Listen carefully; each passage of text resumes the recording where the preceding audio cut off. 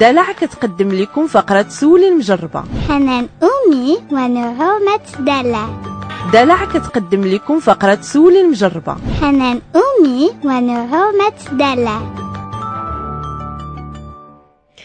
إذا مستمعينا وصلنا للفقرة المفيدة جدا سولي المجربة مع دلع اللي لقى تفاعل كبير مع الأمهات وسعيدة جدا، خصوصا الأمهات المقبلات على الولادة واللي في الأيام الأولى الأمومة ديالهم واللي تنقول لهم على سلامتهم واللي مازال إن شاء الله قريب الله يمتعها بالسلامة. فسعيدة جدا بتواصلهم معنا وكذلك استفادتهم من تجارب الأمهات، ودائما ما كاين ما أحسن من أننا نسمعوا معلومات وتجارب اللي استفدوا منها امهات في الولادات ديالهم وتعلموها مع وليداتهم. ودابا جا الوقت على انهم يقدموا ويتقاسموا معنا التجربه ديالهم باش يفيدوا بها الامهات اللي هما جدادات او لا المستقبليات في الامومه. فتبارك الله على كل المستمعات المشاركات معنا من خلال سولي المجربه مع دلع. يوميا كتقاسم معنا تجربة يوميا، تجربة جديدة من عند الأمهات. شنو هما يعني التجارب اللي عشتيهم مع وليداتك، تعلمتيهم، استفدتي من شي حويجات كنتي كديرهم بغيتي انه الأمهات يتفادوهم. وأكيد هادشي كله غادي يخلي الأمهات جدادات على أنهم يكونوا مرتاحين ومطمئنين من تجارب الأمهات اللي سبقوهم في الأمومة.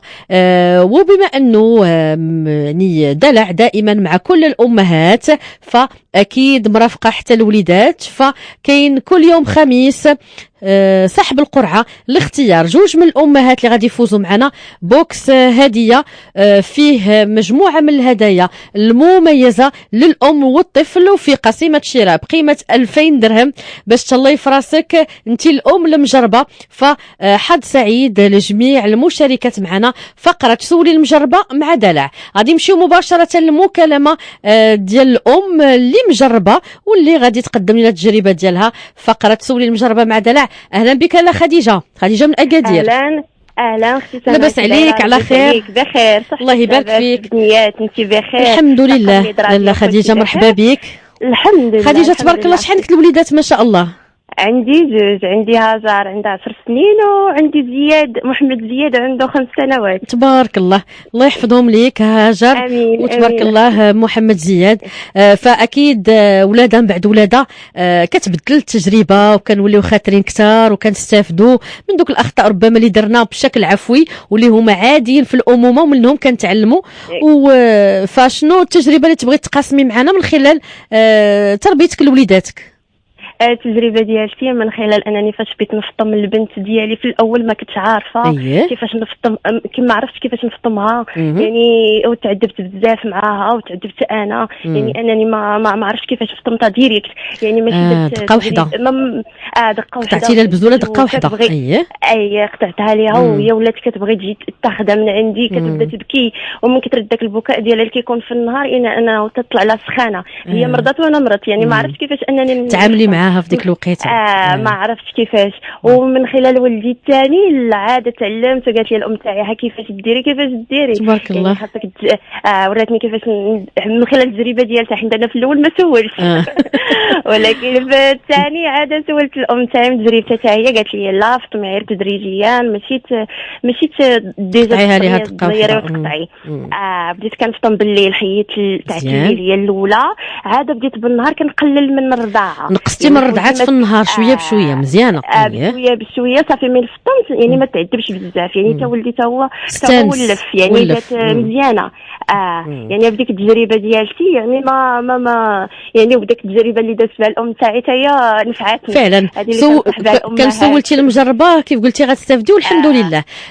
تبارك الله عليك. هذه هي الامومه، كنتعلموا مع وليداتنا وكنستافدوا من بعضياتنا. ودابا تبارك الله مع ولدك الثاني تبارك الله محمد زياد استفدتي وعرفتي كيفاش تفطميه بكل سلاسه. واكيد هذه التجربه ديالك اللي تقاسمتي معنا تجربه مهمه جدا من عندك انت الام المجربه، واللي من خلال التجربه ديالك دابا امهات اللي كيسمعونا غادي يعرفوا انه الفطام ما نجيوش نفطموا يعني خطره واحده ولا دقه واحده، تدريجيا ونقصوا عدد الرضعات ونستانسوا معاهم، لانه كيكون ولف عامين راه ما ساهلش انه مولف البزوله ديال الام ديالو وكاينه واحد العلاقه في الرضاعه الطبيعيه. تبارك الله عليك خديجه. في في ختام لقائنا ديال سولي المجربه مع دلع هذه الفقره المفيده جدا، نصيحه خفيفه اللي تقدمي الامهات جدادات في الامومه. المهم النصيحه ديالتي انا الرياقه اللي كنديروا لوليداتنا باش يلاه كيبداو يريقوا من بدايه 6 شهور من كيبداو ينوضوا لهم دوك السنين ديالهم، يعني كيبدا يريق الدري بزاف، يعني الام ما كتنسى انها ما تبدلها ليه، وهذيك الرياقه كتفزك بزاف ومنها كيتعرض للبرد وديما كيكح ديما كيشد السخانه، يعني ردوا البال ديك الرياقه راه لانه تتفزك حتى الحوايج، عندك الحق فعلا.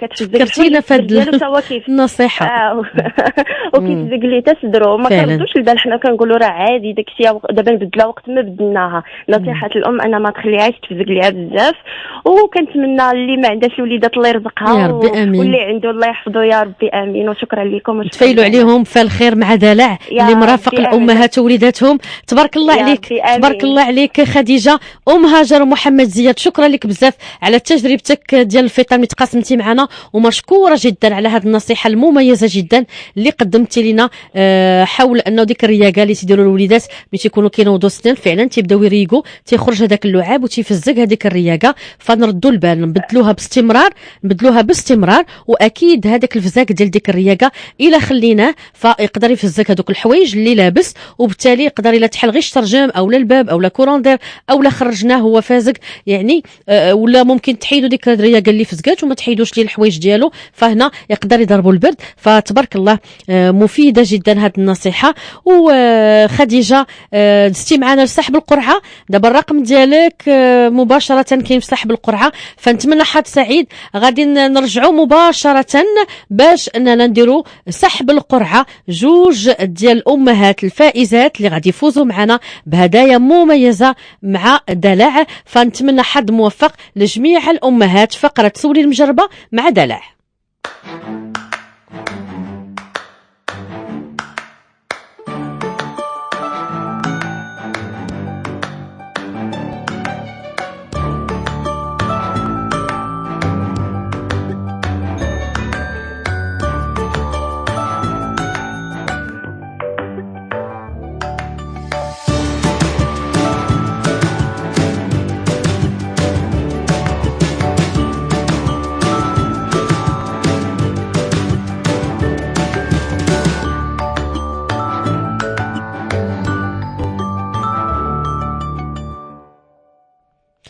إذا دائما من خلال فقرة سولي المجربة مع دلع كل أمهات المجربات اللي تقاسموا معنا تجربتهم مع دلع من خلال هذه الفقرة، فأكيد كيتسناو يوم الخميس وكيتسناو سحب القرعة. ربما الاسم ديالهم يكون يعني من خلال هذه الأسماء إن شاء الله اللي غادي يتم اختيارهم، وأكيد إن شاء الله يعني هذه الفقرة ما زالت مستمرة، وكل يوم خميس كاين هدايا مميزة جدا مهداة من دلع.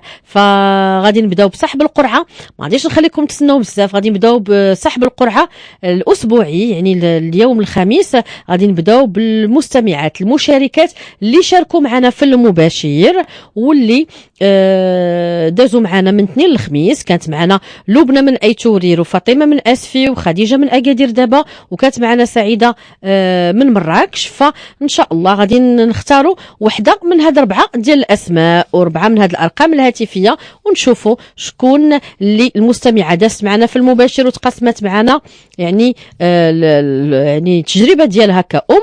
والاسم اللي تهز هي المستمعة سعيدة أم نعمة وآدم من مراكش. ألف ألف ألف مبروك سعيدة أم نعمة وآدم من مراكش، فزتي معنا ومع دلع. غادي نتواصلوا معها مباشرة، نتصلوا بها، نتمنى انها تشارك معنا، نتمنى انه يقبط لها الخط ان شاء الله، ونتمنى على انها تكون قدام التليفون باش تجاوبنا باش نفرحوها. فكل يوم خميس دلع اللي كترافق الامهات وكترافق الوليدات كاملين فكتهديكم واحد البوكس هدية مميز فيه هدايا مميزة للطفل والأم، وفيه قسيمة شراء بقيمة 2000 درهم باش تهلاي في راسك وتشري داكشي اللي بغيتي بذوقك. فأكيد على أنه دلع معكم في كل الأوقات مع وليداتكم مرافقكم، وبالتالي فكتشكركم على الوفاء ديالكم لحفاظة دلع والمجموعة دلع، وكأكيد على أنه كتشكركم على تقاسمكم الخبرة ديالكم تجربة تجربتكم، داكشي اللي تعلمتوا في الامومه من خلال فقره سولي المجربه مع دلع. معنا سعيده.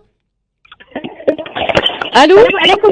السلام عليكم. وعليكم السلام ورحمه الله. مبروك عليك سعيده. الله يبارك فيك. مبروك عليك. بيت ربي يفرحك النهار كي فرحتيني. يا ربي جميعا ان شاء الله.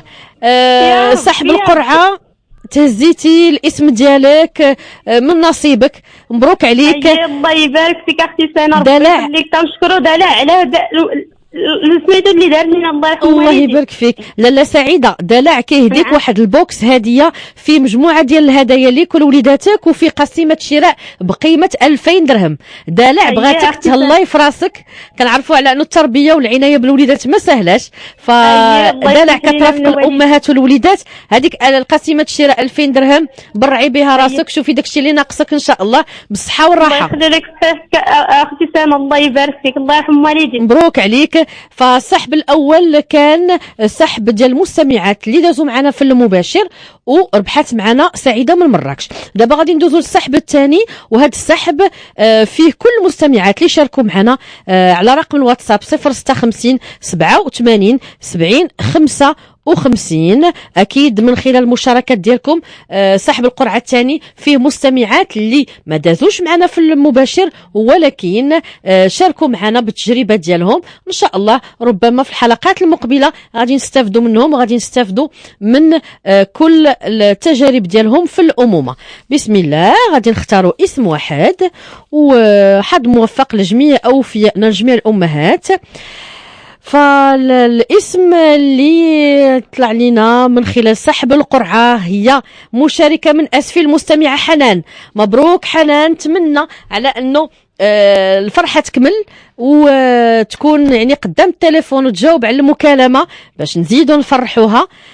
باش حنان من اسفي شاركت معنا في سحب القرعه، شاركت معنا من خلال التجربه ديالها اللي تقسمت معنا على رقم الواتساب 056 87 70 55. مازال ما داش معنا في المباشر هكذا باش نعطيو فرصه لجميع الامهات اللي شاركوا معنا في سولي المجربه مع دلع على انهم يربحوا معنا وعلى انهم نستافدوا منهم ومن تجربتهم. نتمنى لانه حنان معنا. حنان نتمنى انه حنان مازالين المخرج عز الدين تنتواصلوا معها. نتمنى على انها تكون في الاستماع او على اياه واخا. حنان. السلام عليكم. وعليكم السلام ورحمه الله. كنا خايفين لما تكونيش قريبه للتليفون، فمبروك عليك حنان. حنان من اسفي مبروك ربحتي معنا ومع دلع بوكس هديه. والله الا دهشتي. واحد الفرحه. شكرا بزاف. وشحال زوينه يعني دوز الصباح وتفوزي بواحد الهديه، راه كتجي شي حاجه اللي هي رائعه. بصحتك وراحتك حنان. فزتي. شكرا دلع بزاف. شكرا دلع. واحد الفرحه ما نقولش لك اختي. بصحتك وراحتك. بصحتك وراحتك. فزتي معنا. شكرا بزاف. بوكس هديه في مجموعه من الهدايا لكل وليداتك وقسيمه شراء بقيمه 2000 درهم مهداه من دلع باش تهلاي في راسك وتشري اللي بغيتي. الا حنان بصحتك وراحتك. خليكم. شكرا دلع. شكرا بزاف اختي. بارك الله فيك. ودائما سولي المجربه مع دلع فقره مفيده جدا، ما تزابيوهاش. اسمعوا لنا يوميا وتابعونا وشاركوا بالافكار ديالكم تجاربكم من خلال سولي المجربه مع دلع. حنان أمي ونعومة دلع.